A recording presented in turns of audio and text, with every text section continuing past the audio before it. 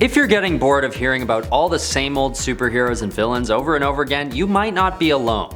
There are plenty of great characters that no one really talks about anymore, and so that's why I wanted to write this list about the top 10 oldest superheroes who need a comeback. At number 10 is Tigra, first appearing in her own Marvel comic book called The Cat in 1972. This superhero just doesn't get the spotlight very often. Considering she has been a member of the Avengers in the past, it would only make sense that she might appear more prominently in more recent issues, or even MCU movies. But sadly, her most recent appearance was in a supporting role in Avengers Academy between issues 1 and 39. Tigra's powers began as an experiment by Dr. Joanne Tumalo, who gave her powers attached to her costume, and in this form she was simply known as the Cat. But down the line is when she eventually mutated into Tigra, a human-tiger hybrid, through a mystical ritual. She was then bound to a race of humanoid cat people from the Middle Ages, which she could then transform into on command from her human form, using the cat's head amulet. She's a pretty cool hero, so I wonder why they haven't really brought her back in any big way. Maybe they found her too similar to DC's Catwoman, who knows. Next up at number 9 is Stingray, an oceanographer turned superhero who builds his suit in order to explore the depths of the ocean. He helps construct an underwater city covered by a glass dome, which he uses to try and grow food for mankind. He first appears in Tales to Astonish number 95 in June of 1967, so he's just on the cusp of the golden age. Just about. This guy is no doubt an older Marvel creation, and if you haven't heard of him, you may not be alone.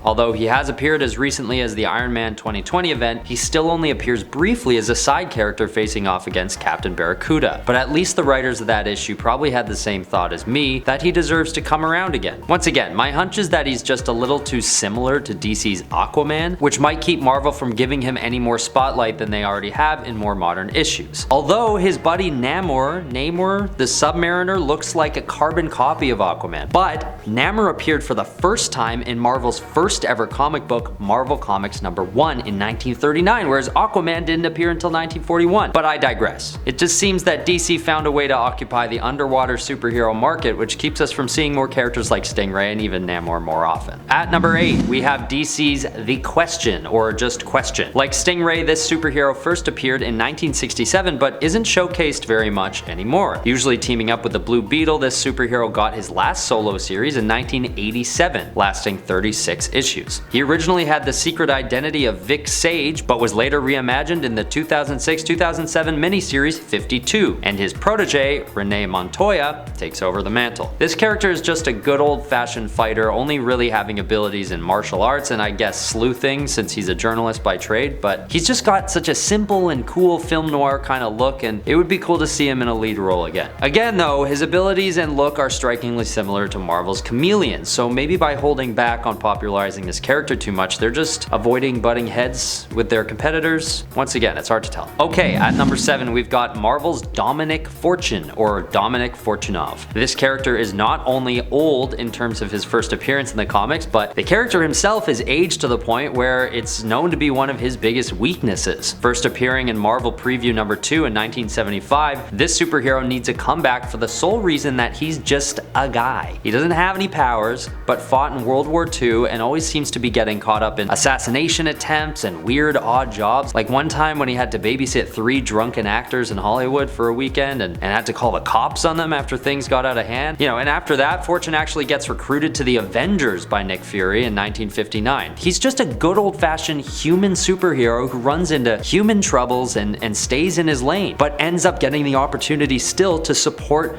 the superpowered Avengers with bazooka blasts and covert ops. At number 6, we have DC's Dr. Fate. This guy is old. He first appeared in More Fun Comics number 55 in 1940 and basically hasn't been mentioned again since his death in the Book of Fate number 1 in 1997. So yes, that's a long run, but still I'd like to see more of him. Dr. Fate is a superhero that's got so much going on and looks so cool that I don't know why he isn't used more often these days. His powers come from an incident when he, Kent Nelson, and his father were uncovering the tomb of ancient immortal Nabu, and Kent is basically trained by the ancient being and awarded with the Amulet of Nabu, a cloak, and a helmet. With the training and these items in his control, he has abilities ranging from magic manipulation and flight to invisibility, super strength, and resurrection, among others. It's just a really cool character based on real ancient myth, and I don't see any reason why Dr. Fate shouldn't have another comeback soon. Okay, number 5, Marvel's Gargoyle. This superhero first appeared in Defenders issue number 94 in 1981, but since then he's actually retired and settled down in Greenwich Village. He even opened a restaurant called Isaac's Oysters. But he did go for one more rip for old time's sake, aiding Iron Man on a mission to take down the android Korvac. But that's sort of been it for him. And what's cool about this superhero is that he was sort of meant to be evil, but just chose good. He was formed when Isaac Christians agreed to place his soul inside a cursed gargoyle and do the bidding of the six-fingered hand. This was all in exchange for his issues to be resolved. But then, when he was tasked with capturing Hellcat, a member of the Defenders, he couldn't get himself to do it, and defied the six-finger hand. And just sort of kept living on as this like possessed gargoyle, who chose good. He kind of reminds me of Beast. He just has this super wholesome energy to him, and I just feel like he could do for more of that sweet, sweet limelight. At number 4, we have Zeta from Batman Beyond, and eventually the Zeta Project cartoon spinoff. The show ran from 2001 to 2002 as part of a spinoff to the Batman Beyond episode Zeta. This character is so wholesome and doesn't get enough attention, having been last seen 20 years ago in what would have been the final episode of the short-running series. This synthoid was built for the NSA to keep an eye on terrorist organizations, so his abilities are pretty extensive, being able to shapeshift into just about anyone to infiltrate and carry out covert ops with ease. He's a naive and friendly character who decides to go rogue after realizing that any one of his assassination targets could be innocent. Zeta had such a moment and clearly a huge approval rating since his one episode got him a whole series, but at a certain point, the world forgot about such a good and powerful synthoid superhero that definitely deserves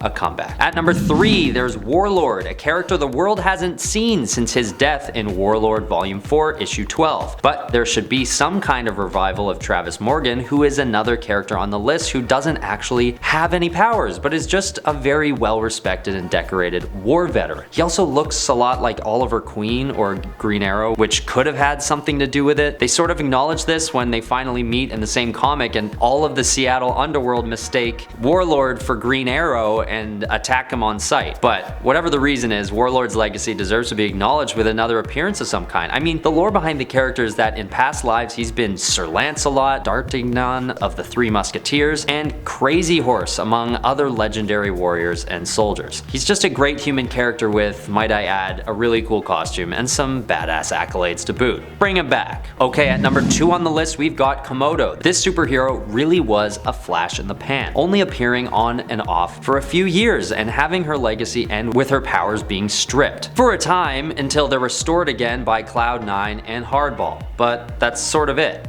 And I think the last time she's been seen is in the Fear Itself storyline, which wrapped up in 2011, which is 11 years ago now, believe it or not. But this character needs to reappear in some way. The superhero was first created because Melody Kusama lost her leg in a serious car accident, and none other than Dr. Connors from, yes, the Spider-Man series, decides to endow her with the regenerative powers of a lizard. Well, not only that, of course, she actually turns into a lizard fully and at will and gains super strength, speed, agility, stamina, all that good stuff. I think this story is a good one to retell because who doesn't love a good story where someone confined to a wheelchair is able to not only walk again, but fight crime and be pretty damn good at it. Okay, last on the list is just my personal favorite, arguably obscure superhero 3D Man. An athlete turned superhero, 3D Man mysteriously gained superpowers after being stripped of his 3 Olympic gold medals. I mean, he was taking steroids, but there's always room for redemption, right? This character first appeared in 1998 and no one ever really talks about him. And to be honest, I didn't even know he existed until I started writing this list. And I want this hero to get more spotlight primarily because I'm a sucker for early 2000s culture, and this character is just such a great time capsule for that period, where everybody was obsessed with 3D for some reason, with DVDs coming with 3D glasses in the case, remember that? And 3D Man has the same nostalgic look to him, with many of his appearances being colored in green and red. If you want to look him up yourself, you'll notice that he originally went by the name of Triathlon and later changed to 3D Man during the Secret Invasion storyline. This guy just looks so cool and hits home with some good nostalgia for me, as well as probably anyone from the Gen Z or millennial generations. And there's also just a silly factor there too. 3D Man needs to come back. Please, can we?